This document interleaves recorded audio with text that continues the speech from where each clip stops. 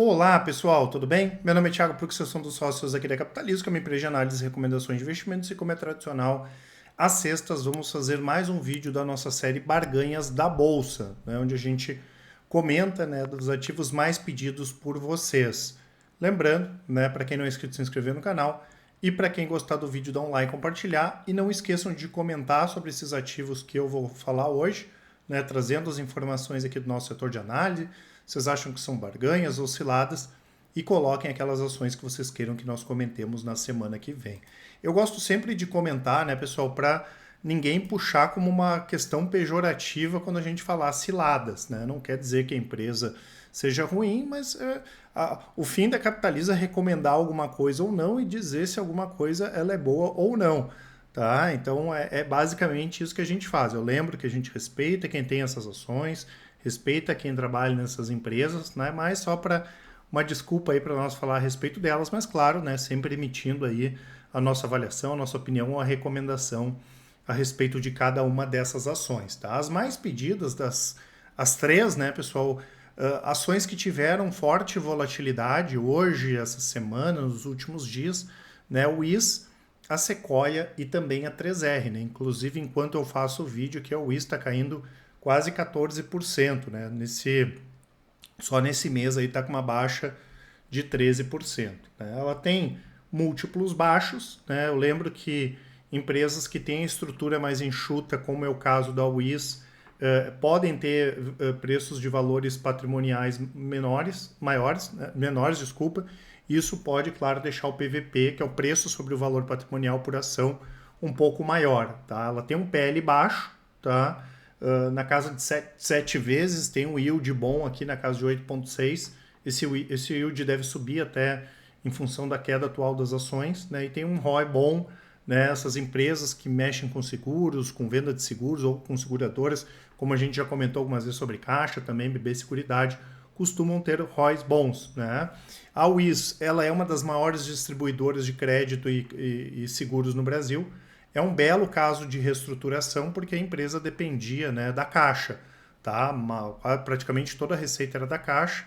Ali em 2020, se a gente pegar até setembro de 2020, quase 50% vinha da Caixa, e eles fizeram esse processo para não depender mais da Caixa. Então, por exemplo, eles fizeram um negócio lá com o Banco Inter, né? Eles entraram com a grana, o Banco Inter também, eles fazem exploração da base do Inter e divide o que dá de lucro, né? Então fizeram negócio com o Santander, Itaú, BMG, Inter, Caoa, entre outros, né? Nós temos uma empresa que está num setor interessante, temos uma empresa, como eu falei, enxuta, né?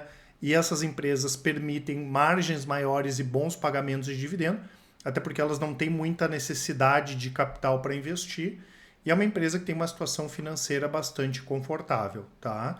Ela divulgou resultados, né? E depois da divulgação de resultados, o mercado bateu demais na WIS, tá? Isso tem acontecido, é normal, né, pessoal, o mercado exagerar, né? Na nossa avaliação exagera essa queda, a gente considera, sim, uma barganha ao WIS, né? Nós tivemos bons números em algumas linhas do balanço, né? Eles conseguiram aumentar a receita no quarto trimestre de 2022 em relação ao quarto trimestre de 2021, até com as aquisições, chegou a 195 milhões. Lembrando que a gente espera que a WIS chegue a 1 bi de receita líquida no final desse ano. É uma empresa que tem condições, inclusive, de crescer no exterior. Tá? Alguns negócios aqui acabaram com desempenhos positivos. A Omni, a Polishop, que foi uma parceria recente, a BRB Seguros também. Né? Só esses negócios incrementaram quase 80 milhões de reais no faturamento do quarto trimestre.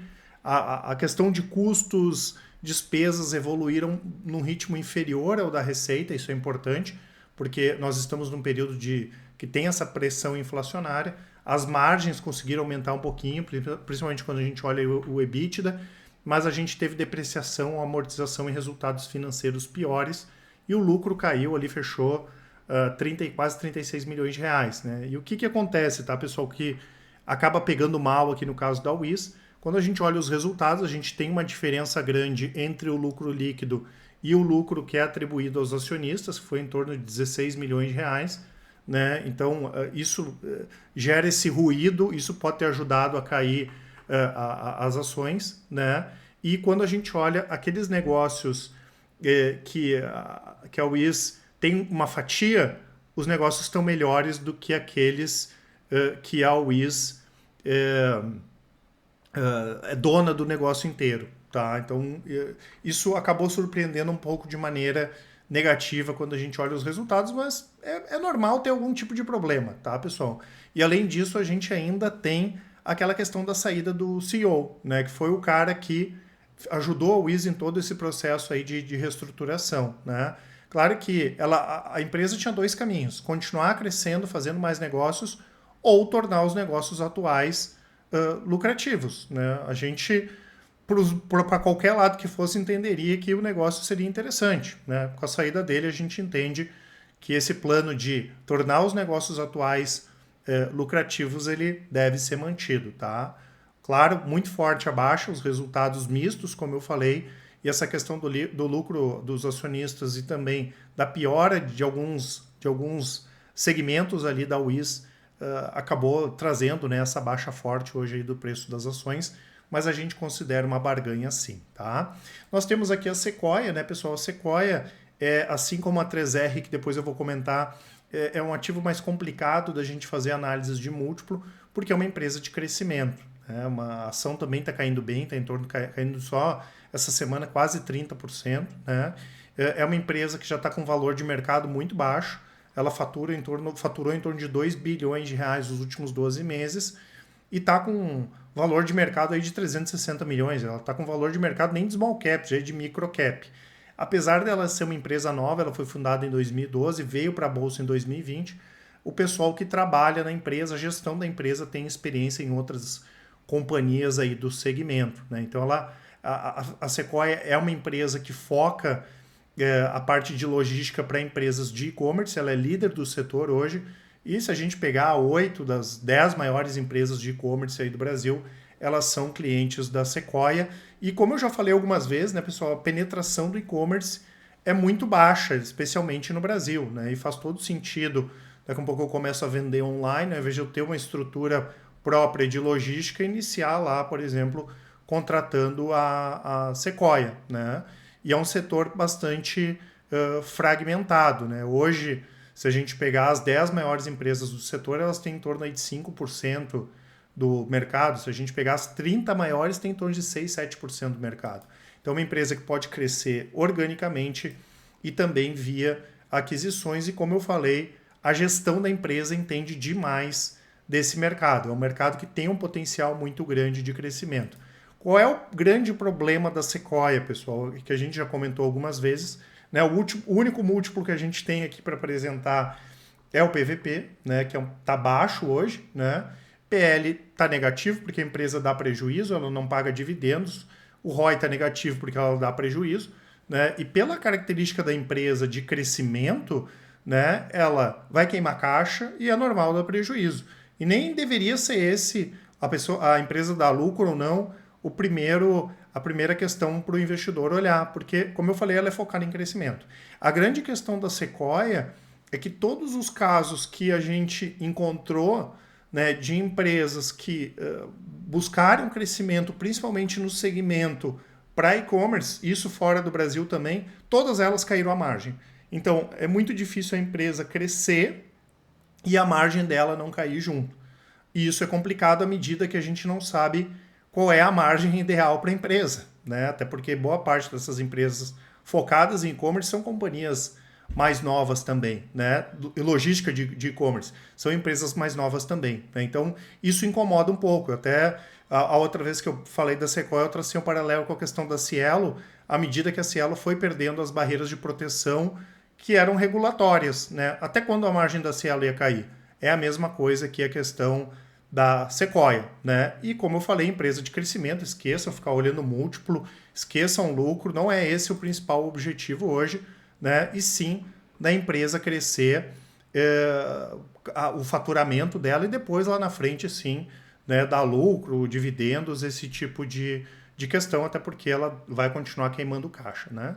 Eu lembro, né, pessoal, que eu vou deixar para vocês aqui o nosso site, vou deixar o cupom que dá até 50% de desconto nas nossas assinaturas, promoção que vale aí até o final de semana, e vou deixar o nosso site, né? Vocês podem acompanhar ali as assinaturas, podem entrar na parte dos resultados, conhecer as nossas estratégias de longo, de curto e médio prazos. Tem assinatura para tudo que é perfil, né, pessoal? Tem as carteiras de longo prazo, tem dividendos, small caps, as carteiras diversificadas, renda fixa, swing trade, opções, long short. Tem tudo que é tipo de estratégia e para tudo que é tipo de perfil, tá?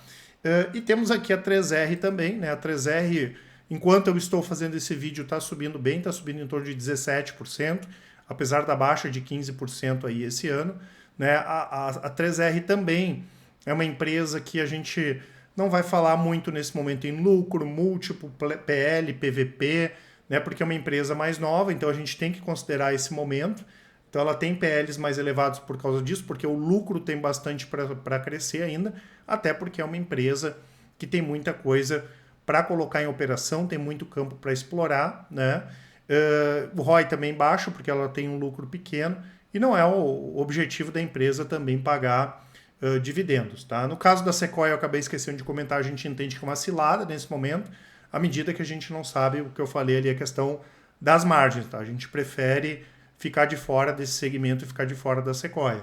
No caso aqui da 3R, né, a gente entende que é uma barganha, assim como outras empresas, PetroRio, PetroRecôncavo, né, até a própria Enalta, que tem uma situação diferente, tá? Mas a gente considera assim, primeiro, porque a gente gosta do setor de petróleo, né? A gente entende que, mesmo com a baixa recente, a questão do crescimento da demanda vai ser boa nos próximos anos, e à medida que as grandes petroleiras não vão conseguir aumentar a oferta, tá? Já essas pequenas petroleiras, as petroleiras júniores, é o contrário, elas compraram campos, né? Claro que agora com a entrada do PT, isso aqui eu não vou discutir se é certo, errado, enfim, elas podem, deve diminuir a Petrobras, por exemplo, vender menos campos, mas tem muita coisa para ser explorada, né? É uma empresa também que tem uma situação financeira muito sólida, é uma empresa que vai, assim como foi o caso da PetroRio, ir aumentando a produção, diminuindo os custos de produção, vai ter um forte aumento da produção nos próximos anos, e a estratégia é bem semelhante aí com o PetroRio, pegar esses campos maduros, né, que não interessam mais essas petroleiras, e trabalhar aí com esses campos, né? Lembrando que eles operam campos aí, ela está habilitada, né, para operar campos de óleo, de gás, tanto onshore quanto offshore, e eles têm muita experiência para operar nessa região aí do pré-sal, né? E a 3R ela foi criada para ser colocada na bolsa, né? Então é uma empresa que, apesar de nova, ela também tem uma gestão bastante experiente, e aqui vale a pena, até como curiosidade, falar que entre os principais acionistas a gente tem os donos da Gerdau, diretamente através de fundos, tem em torno de 15% da 3R, a última vez que eu vi, e a família Bartelli, né, que é dona da Grendene, tem em torno de 6% das ações, a última vez que eu vi aqui da 3R, tá? E o que aconteceu, né, pessoal, que acabou batendo no preço das ações nas últimas semanas? Tivemos a questão da exportação, né? Lembrando que eles têm capacidade de exportar 90% da produção deles, e como a empresa conta, né, contava, na verdade, né, com essas isenções, nós tivemos essa oneração que esperamos que seja momentânea, isso acabou fazendo com que as ações tivessem caído, e depois, né, toda aquela incerteza relativa ao polo de Potiguar, que foi vendido pela Petrobras para a 3R no ano passado, foi $1.3 bilhões, só que o negócio não foi concluído ainda, tá? Mas a Petrobras, né, divulgou que continua aí, não tem por que não fazer continuar o processo de venda, como a gente comentou, tanto no caso do Polo Bahia para PetroRecôncavo como da 3R, não tem por que o negócio não continuar, né? Pequenas chances de não sair, mas claro que isso trouxe muita volatilidade de forma negativa para o mercado, e talvez, né, pessoal, desses que a gente acompanhou, o polo de Potiguar, esse seja o melhor ativo desses que a Petrobras colocou para venda, e por isso mesmo, né, todo esse otimismo novamente do mercado e as ações subindo bem no dia de hoje, tá? Então, outro ativo que a gente considera barganha, desses aqui, 3R e a WIS, e a Sequoia a gente entende que é uma cilada nesse momento por não entender, né, como eu falei, até quando, qual o ponto, né, de margem aí que a empresa pode entregar aí no longo prazo, tá certo? Não esqueçam de aproveitar a nossa promoção. Como eu falei, as informações aqui na descrição, assim como o nosso contato no e-mail, contato@capitalismo.com.br. Quem preferir pode nos chamar no WhatsApp, que com certeza o pessoal do atendimento vai auxiliar vocês. Um grande abraço e ótimos investimentos. Até mais!